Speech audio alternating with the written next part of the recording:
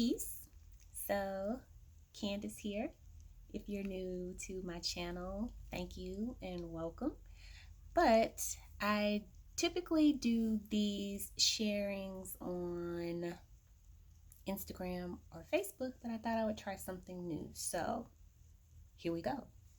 Happy Friday. And because it's Friday, you know what time it is. It's Free Game Fridays here with Planted Vibing with CRB, and I am CRB, Candace R. Brookins, also known as Doc C, your WCE, which is Wellness Coach Extraordinaire. And today's free game is you. Yes, you. Me too. You are not confused. You're comfortable. So, what do I mean by you're not confused, I'm not confused, we're comfortable? So, in talking with people, not just in a coaching space, but just my friends and family, you have these conversations where it's like, I don't know what to do. I'm so confused. I feel stuck. I don't know what to do. What should I do? And all of this angst and all of this, oh my God, what am I going to do? And most of the time, it's not that we don't have any idea what to do. It's that we've grown comfortable with wherever it is that we find ourselves. And what do I mean by that? So when I say that we're not really confused because we have some ideas, I mean, for some of us, you've had a heart's desire, you've had a dream, you've had a goal, you've had an aspiration, something that just seems so amazing to you, something that maybe even comes to you easily to do, that you don't consider it a gift or a talent or anything special, but it's just been in you for as long as you can remember. And for whatever reason, you tell yourself, oh, I can't do that. It's not time to do that. Who's going to pay for that? Who's going to be interested in that? Who's going to listen to me? Who's going to want what it is that I have to offer? Or we do the comparison trap of, oh, well, so and so is already doing that. And whether they're doing it well or not, we use that as a reason that we can't do it. And it's so crazy that we decide that based on someone else's success or failure, whether or not we can succeed with a thing, when maybe the person that went after it, that wasn't their gift or their talent. It wasn't something that they were passionate about. It wasn't something that they had personal experience with, so that they could truly convey what it is that you are able to convey by you being in that space. And so if you see it and they look disingenuous, maybe it's because that's not their thing. But they're doing it because it's popular, because it makes money, because it gets them in front of other people. There are lots of reasons why people feel compelled to do some of the stuff that they do. And often it isn't actually inspiration. It isn't love. It isn't passion that's drawing them to do that thing. It's they expect some type of monetary gain or notoriety from doing that thing. So if you're looking at that person and saying, ugh, I don't like how they're doing it, and then somehow deciding that means that you shouldn't do it at all, stop. Okay? I've been there and it made me stop, and it's not worth it. So you stop right now. Like right now. Stop it. So then the next thing is maybe they're doing really well with it. And it's like, well, I don't have nice lighting. I don't have a great background. I don't know how to do my makeup, this, that, and the other. Stop. Again, most of the time when we see someone doing well, we are seeing years or maybe months or weeks of practice and them putting effort into that being what it is. So everyone has to start somewhere, and you can always go in and you can make adjustments after you do it. But you have to get out there and do it. So maybe you're a multi-passionate person. I'm multi-passionate, multi-talented as well. I've been blessed in that way and I'm thankful for it. But sometimes it feels like a curse because it's like, well, I don't know which thing to do though first because this is exciting and I like this and I like that and I like this and I like that. And we allow indecision to allow us to be stagnant. Because, well, what if I do this and this was the other thing that I should have done? Well, if you don't do something, how will you ever know?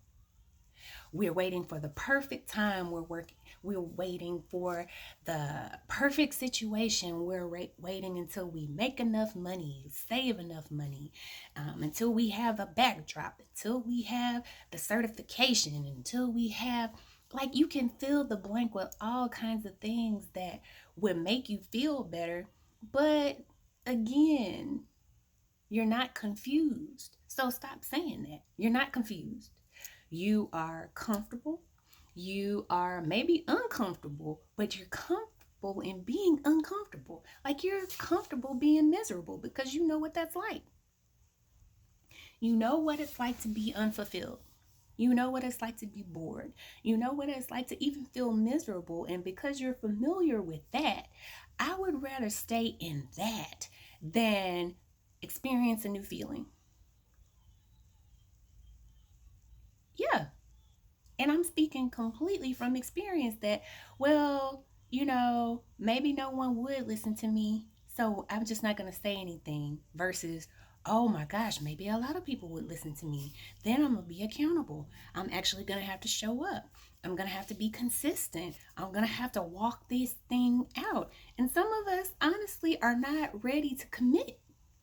We're not ready to commit. And so we fall back on, oh, well, I'm not ready yet because of some other reason, when the real reason is we haven't really shown up for ourselves. We haven't been consistent with ourselves. And therefore, it's just like, oh, okay, I can just back off and I don't have to deal with it just yet because once I magically become committed, once I magically become financially stable, once I magically do all these things off in the future that you are making no plans in any shape, form, or fashion to implement in any way right now, but magically when that happens, then you'll be ready. Okay. Okay. So, my invitation to all of us around that comparison trap is the penguin. So, typically when you think of a penguin, you think of the ones that live in Antarctica, like the emperor penguin. If you watched March of the Penguins, you know the one I'm talking about. Well, yeah, that one lives in very, very, very cold temperatures. However, there are different subspecies of penguin that live in warm climates. And if you look at one penguin and think all penguins do things this particular way, not so. So what we may be doing is looking at someone across from us that looks like us, maybe sounds like us, maybe even walks like us, because everybody knows the penguin waddle, right? But what if you are meant to thrive in an environment completely different from somebody right beside you that looks just like you, that sounds just like you? Ever considered that? And because that's where they are meant to be, they thrive there. But if you put a penguin that's used to being in a temperate climate in a subarctic climate, it's not going to make it. It's not designed for that. And if you put an Antarctic penguin in a temperate climate without making accommodations for it, it's going to pass out and it's going to die. Did you know penguins can faint? I researched this the other day. They can faint. And the cool thing about the penguins, even the ones that live in the temperate climates, the water where they tend to be is the temperature that they need it to be. It's about 10 degrees cooler than their internal temperature. So if they do get overheated, they can go back into their environment. They can go back into the water and cool off. Where have we set up places for us to cool off, for us to be re-energized, for us to have a respite? Have you done that? And that's sometimes the reason that we feel uncomfortable, is because we haven't made proper provision. And you say, oh, I'm stuck. No, you're just not prepared. And you've become comfortable with not being prepared. You become comfortable in not showing up. You become comfortable in just barely making it. And it's okay if that's where you are right now. But let's call a thing a thing.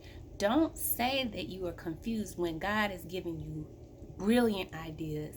People have come to you and say, you're amazing at this.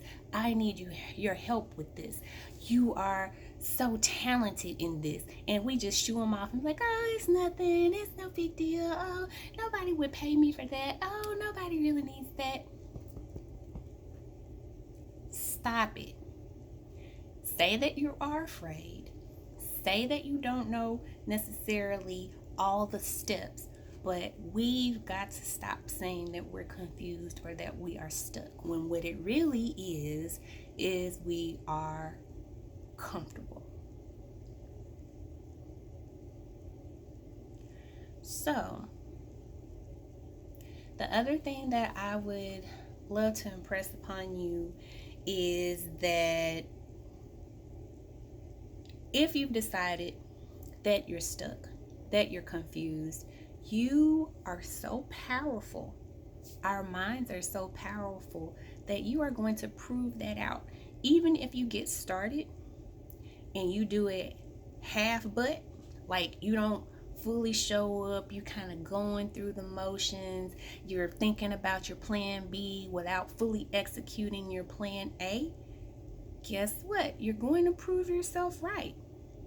You're going to prove yourself right, because here's the thing, excellence never blossoms from roots of mediocrity.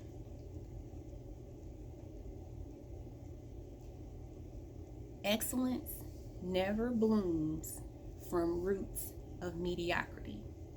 So if you show up at 50% on your dream, how can anyone ever expect 100%? It doesn't work that way.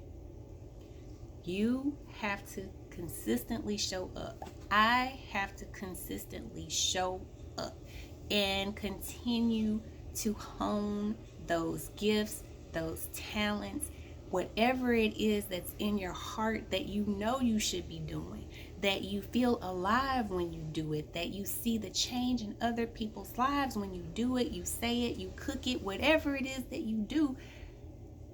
Trust that. Trust that. Because other people need to see you show up, so it gives them permission to show up. And the sooner you decide, I'm not stuck, I'm not confused, I know there are a couple of things I would like to do, and I've just got to commit to seeing one of them through. And then being comfortable with being uncomfortable. Because if you've ever had a plant, let's say you had an indoor plant, but for some reason you needed it to be outside. If you move that plant from inside to outside, it's going to be in a state of shock. And it might lose some leaves. It might turn a not cute color.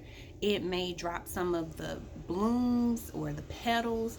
And your initial response may be to try to pull it back indoors, but you're putting it back in shock by changing the environment over and over again. So get committed to sowing and staying in that area and letting yourself adjust. It's going to be uncomfortable. Everybody might not get what it is that you're doing. Everyone may not like what you're doing. And that's okay, because it's not for everybody. But it's your work to do. So trust that and stay out there until you get the move, the unction to do something else. But don't allow indecision to keep you from doing anything. Don't let your no to yourself keep other people from experiencing what it is that you've been placed here to do. So today's free game is stop saying you're confused when what it really is you're comfortable.